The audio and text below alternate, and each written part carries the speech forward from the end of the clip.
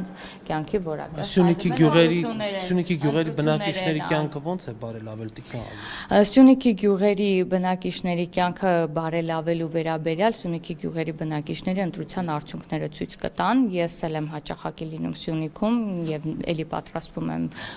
մոտ օրերս գնալ, հասկանալ ինչպեսի տրամադրություն է, ոնց են, ինչի կարիք ունեն եւ այլն։ Մեր падգամավորներն էլ շատ ակտիվ են այդ գյուղերում եւ ես կարծում եմ բավականին ցանկացած մարզ մտնելուց ես ինքս էլ նկատում եմ բավականին փոփոխություն ցանկացած գյուղում եւ համայնքում։ Կարծես Հայաստանի Հանրապետությունը լուրջ եմ ասում ամբողջ տարածքով վերածված լինի մի շին հրապարակի եւ ամեն համայնքում կոնկրետ աշխատանքներ իրականացում եւ բնակիչների կյանքը օր-օրի բարելավում է, ինչը չեք կարող հերքել եւ ոչ մեկ չի կարող հերքել։ Ես ինքս շատ եմ Հայաստանի Հանրապետության տարածքով պատտվում, այսպես ասած, բոլոր մարզերում, չնայած լինելով Գեղարքունիքի մարզից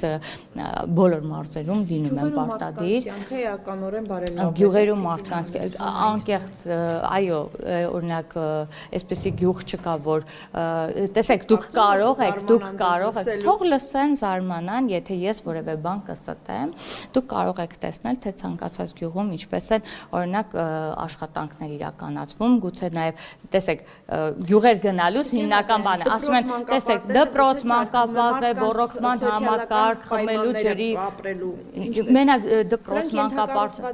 այո, բայց դրանից մարդկանց կյանքի որակը Ո՞ւր են արտագաղթում Տիկին Ղազարյան։ Արտագաղթ միշտ էլ եղել է։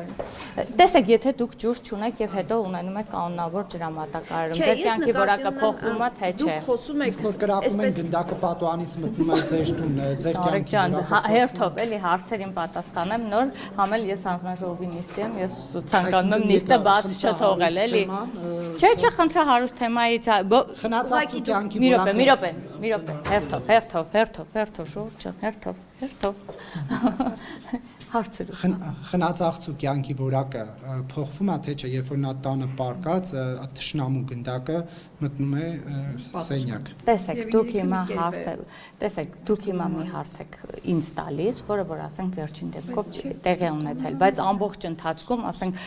հիմա դեպք է տեղի ունեցել, դեպքի վերաբերյալ դուք պրոյեկտում եք դա կյանքի որակը փոփոխվել է, թե չէ։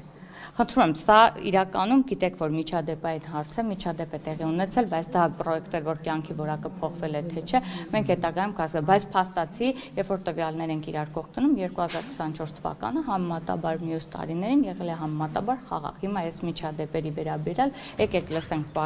Պաշտպանության նախարարությունը կամ համապատասխան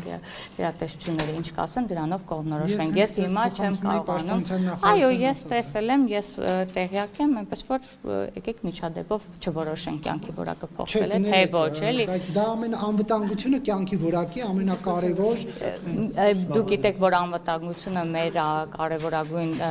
այսպես ուղղություններից մեկն է, որի ուղղությամբ ամենօրյա աշխատանքներ իրականացնում ենք, որ հնարավորինս խաղաղությունը ապահովենք Հայաստանի Հանրապետությունում, եւ ես ասում եմ, սա իրականում անցյալ տարի եւ այս տարի էլ խաղաղ է եղել, բացառությամբ վերջին մի քանի դեպքերի եւ եկեք այս միջադեպով չորոշենք ինչ է ստացվում, ինչ չէ, հուսանք դրանից հետո ավելի խաղաղ կլինի։ Տիկին Ղազարյան, Ադրբեջանը քանդում է հայկական եկեղեցիները, հայաթափում է Արցախը։ Ամենայն հարգանքով, եթե ես հանձնաժողովի նիստը ավարտեմ, ես մի հատ հարցը տամ ու գնամ։ Պայմանավորվել ենք կարճ զրուցել, որովհետեւ նիստի եմ։ Մի հատ էս մի հարցն էլ։ Ձեկություն ունեմ, խնդրում եմ։ Շատ լավ, էս մի հարցն էլ